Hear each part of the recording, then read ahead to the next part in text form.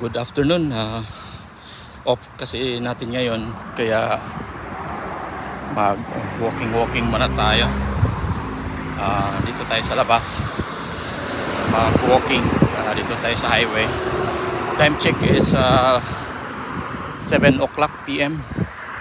Gabi na dito pero yung araw maaga pa. Tabi muna tayo. Daan. Takbo. Yan. May motor dito.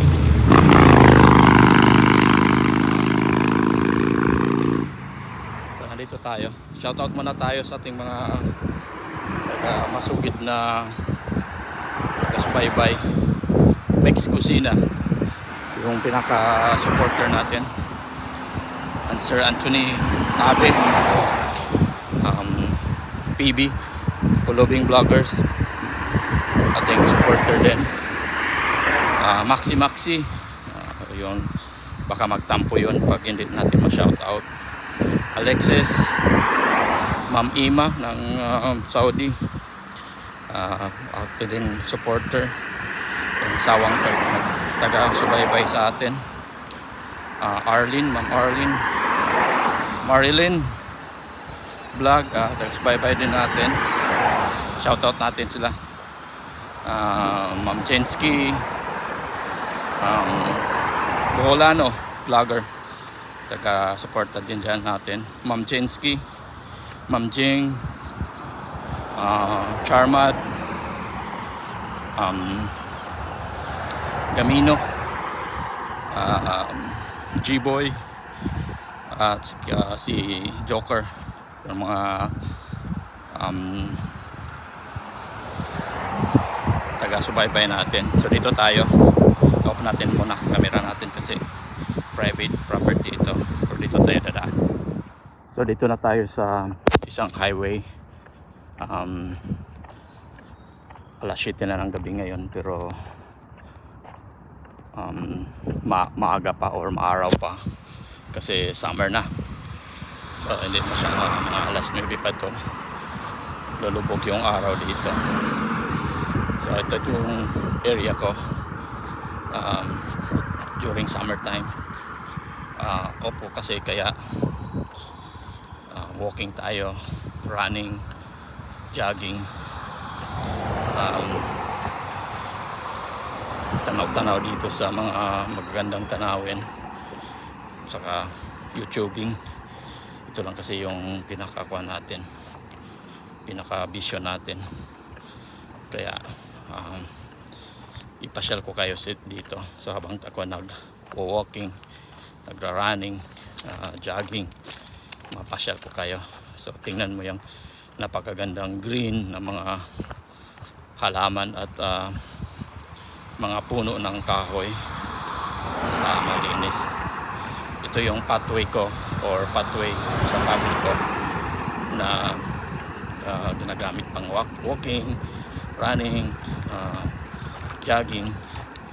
So hindi masyado delikado kasi malapad yung daanan at mayroong pathway, so daanan ng mga tao. Dito kami nagsa-shopping pag kailangan mo ng pagkain. Diyan, yan yung mga area dyan na maraming mga tinda, grocery, mga prutas, basic goods. So dyan, mamaya ay ikutan natin yan. Saka dito secondary road, kaya hindi masyado maraming mga sasakyan.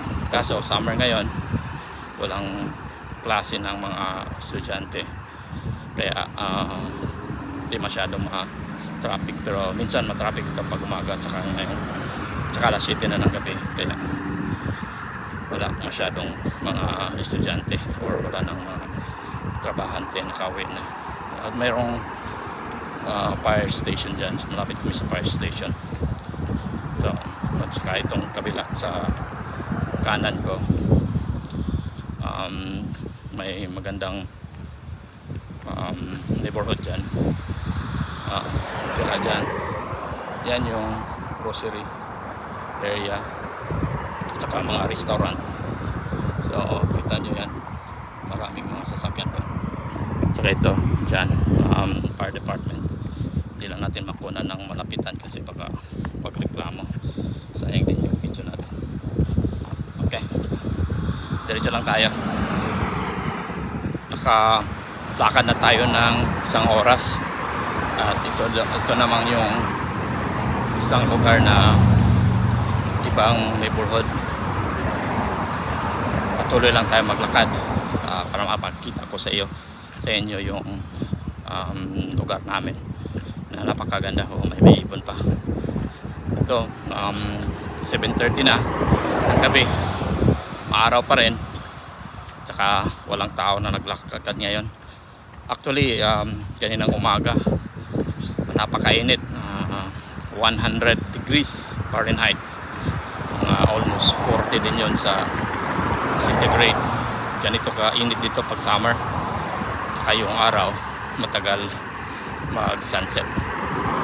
Pero maganda siya pag gabi na ganitong oras, kasi papawisan ka talaga pag labas mo, kasi mainit yung humidity. Pero mahangin naman, marami pang oxygen, kaya presko yung hangin. Malinis pa kasi ang hangin dito. Ito yung ibang neighborhood sa kabila. Ganda din ito, mga malalaking bahay dyan. Ito yung entrance, saka ito yung secondary road. So wala masyadong sasakyan, pero may mga pathway pa. Ibig sabihin pwede ka maglakad, walking, jogging, running. So may pathway dito, so hindi siya delikado sa pedestrian, sa mga sasakyan. Kasi minsan yung mga masasakyan dito may mga speed limit. So pag ganito, usually 35 miles per hour if city limit yan. Tingnan ko kung mayroon dyan, tingnan natin kung may city limit yan, but usually 45 na yon. Ikot tayo. Ito yung speed limit namin. Ayan. 35, otherwise posted yan 35. Tapos 45 na yon. Pwede ka mga 10 miles over or 10 miles below, kasi pag sobrang malakas or faster than that 35, pwede ka natikitan ng police. Or slower than 35, pwede ka natikitan ng police. Yun ang pinakababa na speed limit dito. Equivalent yun yata ng 50 kilometers or 40 kilometers 40 kilometers per hour. Yan, baka lang tayo. Baka sabihin nyo hinihingal ako, kasi naka-running na tayo, naka-walking na tayo, naka-jogging na tayo. Yan, kailangan talaga mag-exercise para iwas sa mga sakit-sakit. Ito yung hydrant namin dito, fire department connection.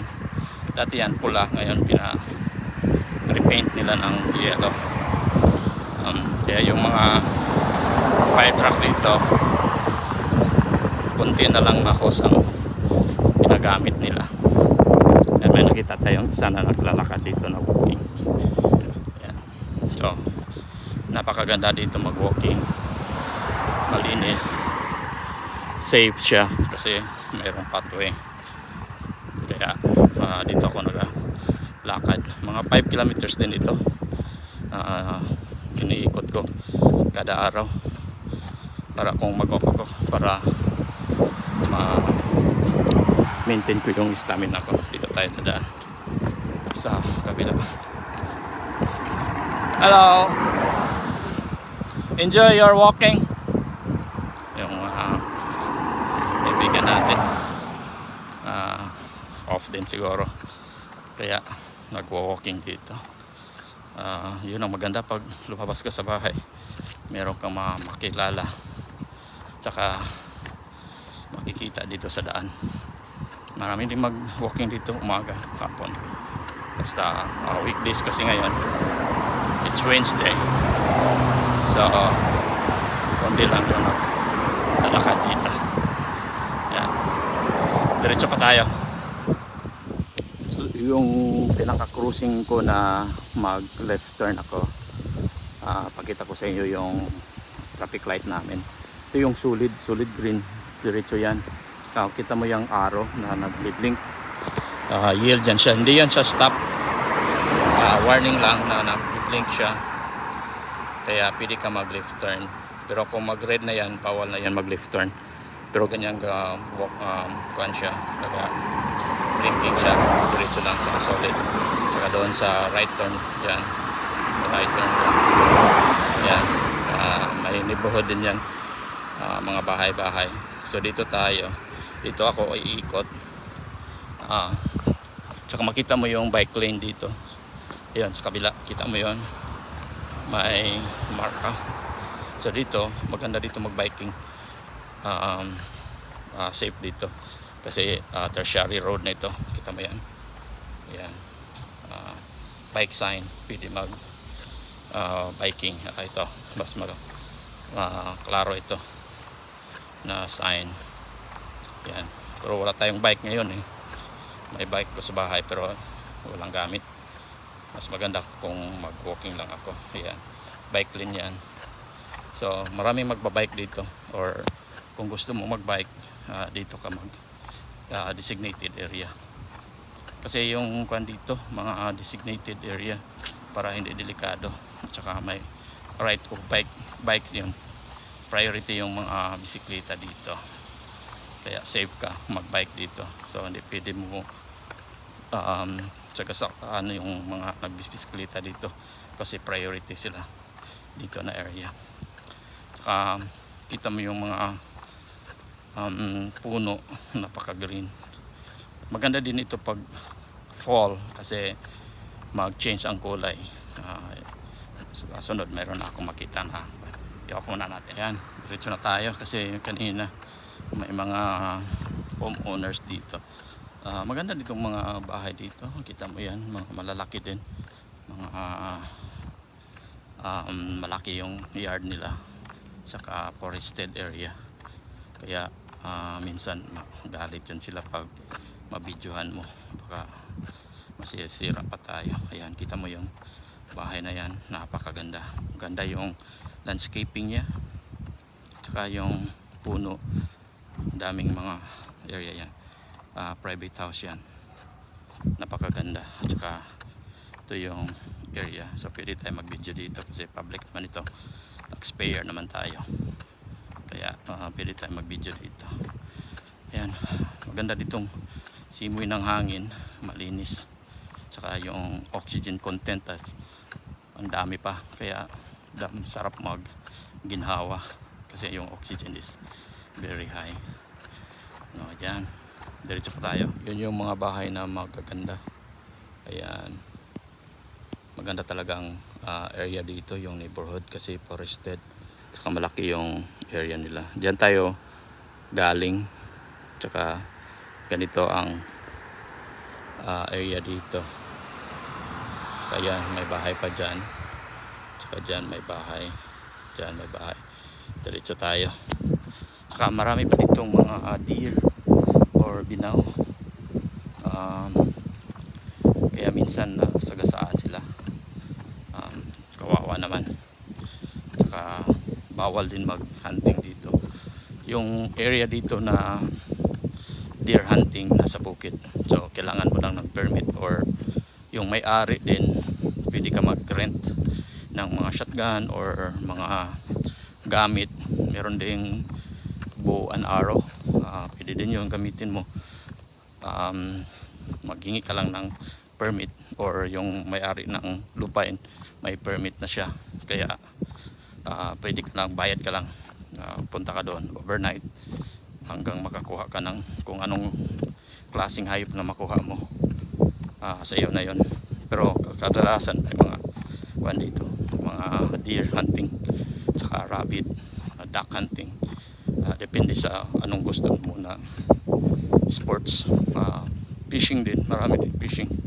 Ayan, may bahay din dyan na maganda, pero bawal tayo makakuha ng malapitan na video kasi magagalit yung may-ari. So dito lang tayo sa tabi-tabi. Ayan, may mga sasakyan konti dito.